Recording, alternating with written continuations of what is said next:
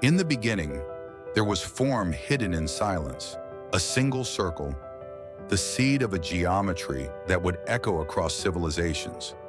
19 interlocking circles, arranged in perfect symmetry, a pattern known as the flower of life, a blueprint, not of stone, but of existence itself.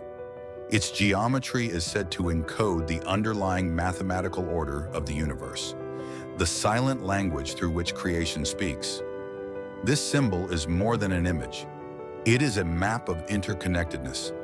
Every line, every curve, a story of unity.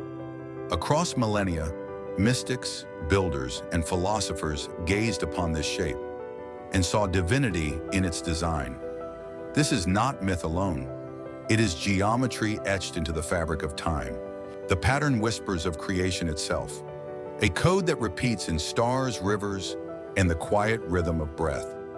Long before history was written, civilizations carved this geometry into stone, as if preserving the heartbeat of the cosmos. It appears again and again, not in one land, but many, a silent language shared across continents. In Egypt, within the temple of Osiris at Abydos, the flower of life is etched, still glowing with the memory of its makers. Far across the world, the same symbol emerges in the forbidden city of China, its symmetry bridging empires. In India's sacred spaces, this geometry rests beside gods and prayers, woven into ritual and stone. In Israel, it appears in ancient sanctuaries, a sacred pattern carried by faith and silence. Even in Europe, among archies and hymns, the same pattern sleeps beneath centuries of devotion. One symbol, carved on many shores, a geometry that transcended language, belief, and time. It suggests a shared mystical knowledge, a whisper passed between civilizations who never met, yet dreamed the same shape. They called it the geometry of the gods. Within its elegant symmetry lived the seed of life, the egg of life, and the tree of life, ancient archetypes hidden in plain sight. Mystics saw in it a cosmic map, a structure through which consciousness takes shape. Its geometry mirrors light, sound frequencies, even the structure of DNA, a bridge between the cosmic and the human. The flower of life encodes mathematical and cosmic laws.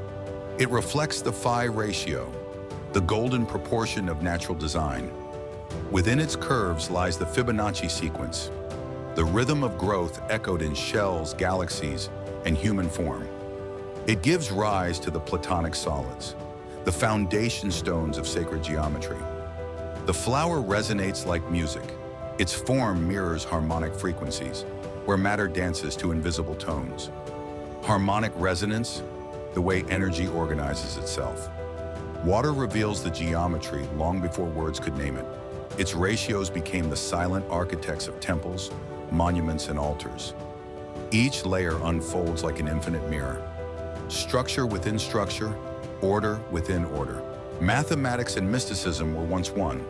To trace this pattern was to touch the divine. Many believed it to be a portal, a way to glimpse higher states of awareness through pure geometry. Not through words, but through form, the universe speaks. In ancient mystery schools, initiates gathered beneath the flower of life, believing it to be the very language through which the divine speaks. They traced its lines not as art, but as scripture, sacred geometry as the written voice of creation.